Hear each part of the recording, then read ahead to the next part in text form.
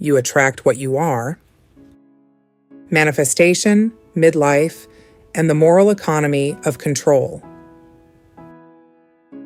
A Sacred and Skeptical Essay in the Modern Gurus series by Jennifer Irene Stewart. There was a moment, quiet, almost unremarkable, when I realized I could not keep pretending. It wasn't at a dramatic retreat. It wasn't during an argument.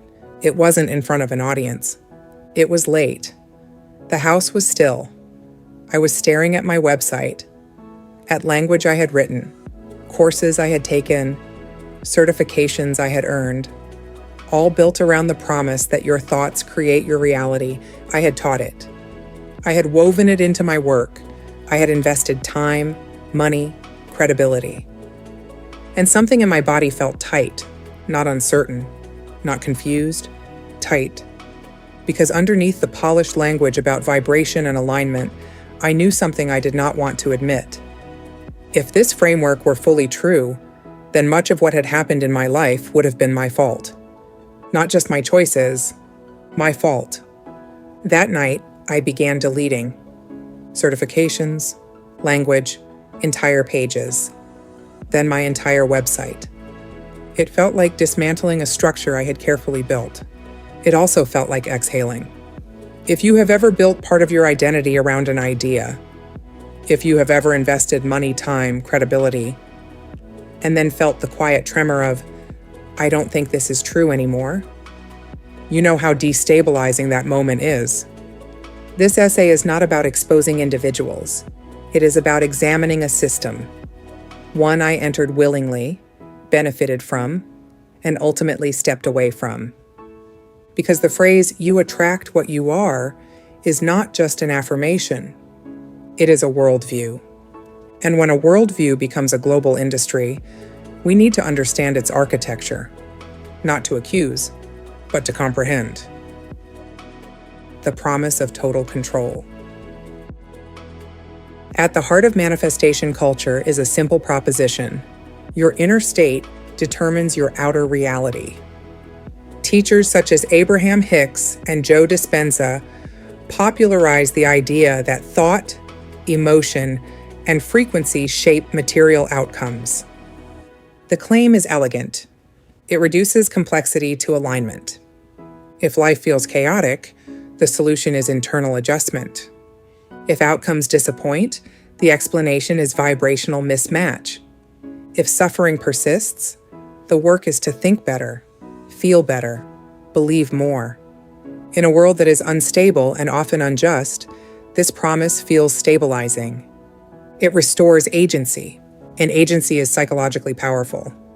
But there is a difference between agency and omnipotence. Manifestation culture often blurs that line, and if you are honest, if you really let yourself be honest, hasn't there been a moment where you thought, if I can just get my mindset right, I won't have to feel this anymore? That thought is understandable. It is human, but it deserves examination. Why it lands so deeply in midlife. By midlife, many women are exhausted, myself included. We have been caretakers, professionals, stabilizers, mediators. We have endured silently. Many of us were raised to suppress distress, push forward, don't complain, don't be dramatic, don't burden anyone. Trauma was minimized. Therapy was framed as weakness. Emotional literacy was optional. You learned to function. You learned to perform competence. You learned to suppress, until suppression stopped working. Midlife often becomes the reckoning. Hormones shift. The body protests. Old grief resurfaces. The strategy of just handle it begins to crack. And when your primary coping mechanism collapses, simplicity feels merciful. Manifestation offers simplicity. If your thoughts create your life, relief is accessible. No excavation required, no systemic critique required, no confrontation with randomness required, just alignment. I understand that appeal intimately. I was looking for light in the dark. The kernel of truth. and the leap beyond it. To analyze this fairly, we must separate psychology from metaphysics. There is evidence that gratitude practices improve mood regulation. Optimism correlates with resilience. Visualization enhances performance when paired with effort. If you expect opportunity, you are more likely to notice it. That is attentional bias, not cosmic law. But manifestation culture often expands this kernel into universal causation. From your mindset influences your behavior to your vibration dictates your circumstances.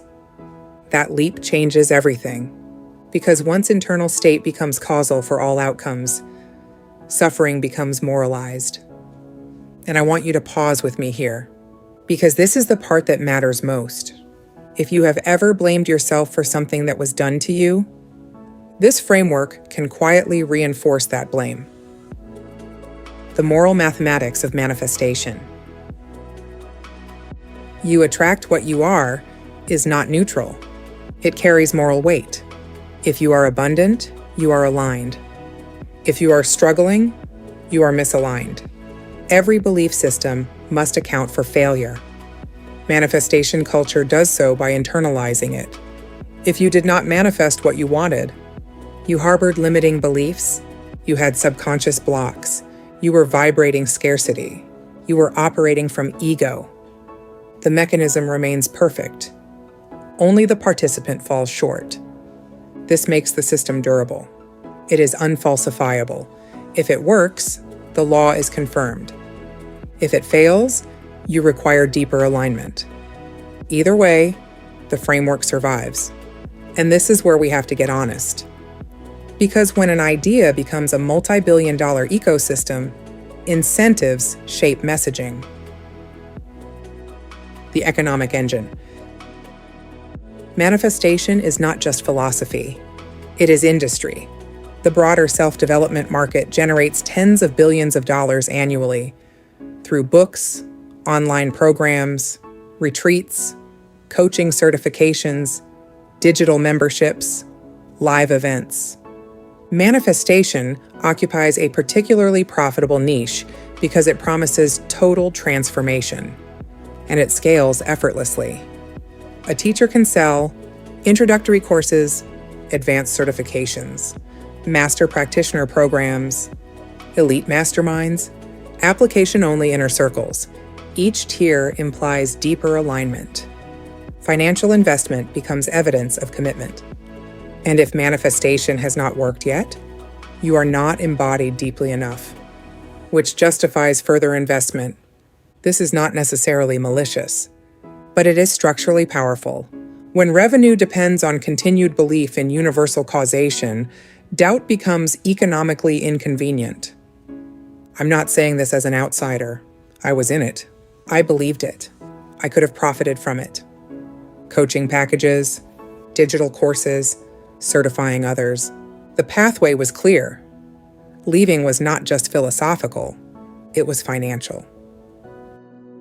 The shame engine.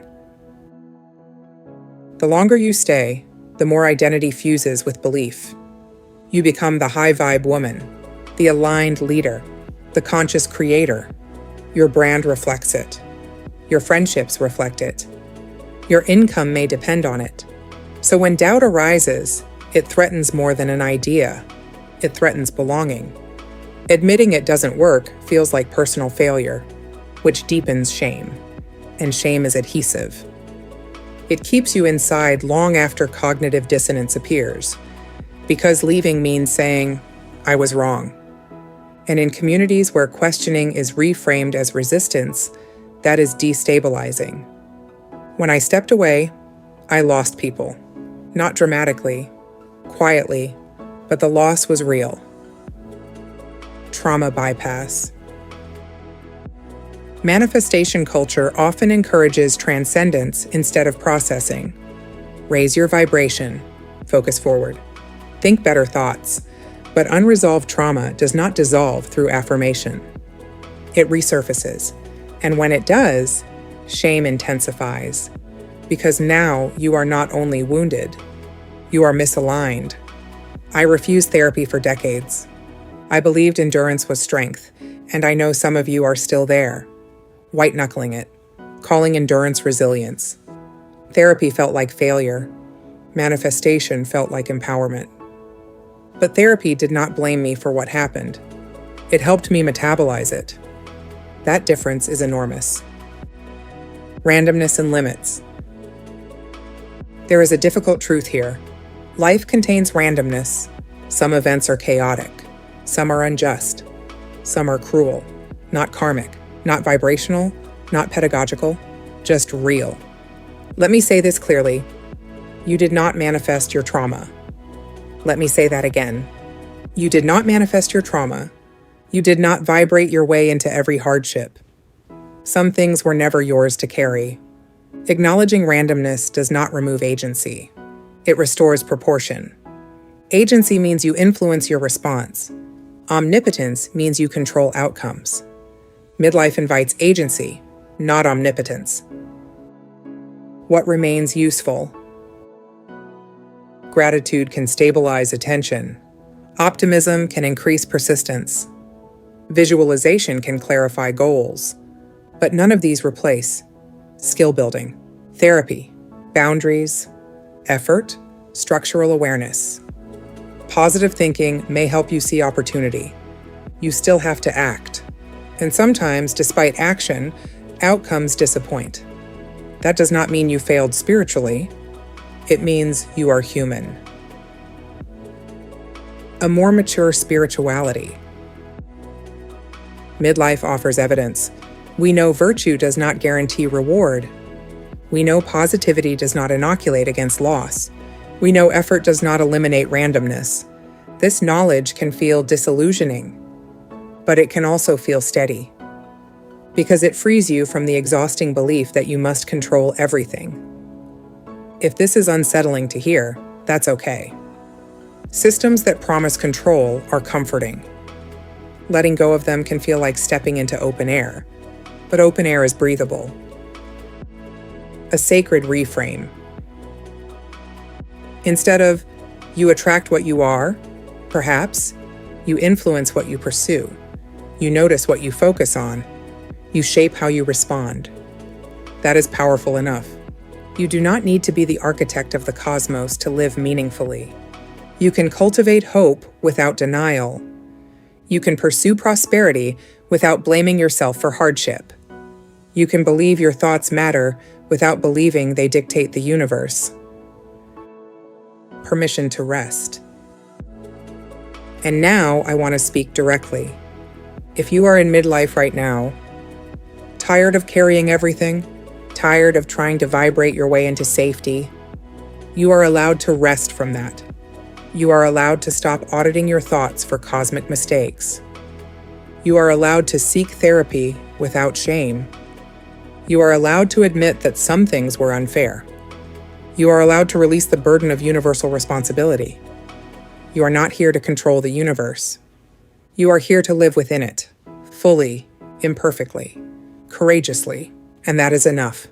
Discernment is quieter than manifestation, but it is steadier. It does not sparkle. It stabilizes. And in midlife, stability is sacred, not because it promises perfection, but because it tells the truth. And truth, unblaming, grounded, humane, is where real freedom begins. In closing, if this episode stirred something in you, discomfort, recognition, resistance, relief, that's worth noticing. The purpose of this series is not to expose individuals. It's not to mock belief. It's not to tell you what you should or shouldn't follow. It's to examine systems, to slow down the mechanisms that shape influence, to look at incentives, language, authority, and identity, so that participation becomes conscious rather than automatic. Intelligent, sincere people enter these spaces every day. I did. Many of the promises are appealing for very real reasons. They meet real needs. They offer hope in vulnerable moments, and sometimes they help. But discernment asks a deeper question. What is being promised? What happens when it doesn't work? Who benefits? And what does it cost to stay? You are allowed to admire someone and still examine their system. You are allowed to gain value from something and still critique its structure. You are allowed to change your mind. If there is one thing I hope you take from this series, it's this. Clarity is not cynicism. Skepticism is not bitterness. And questioning is not negativity. It is adulthood. It is sovereignty. It is the quiet power of thinking for yourself. Thank you for being willing to look closely. We'll continue next time.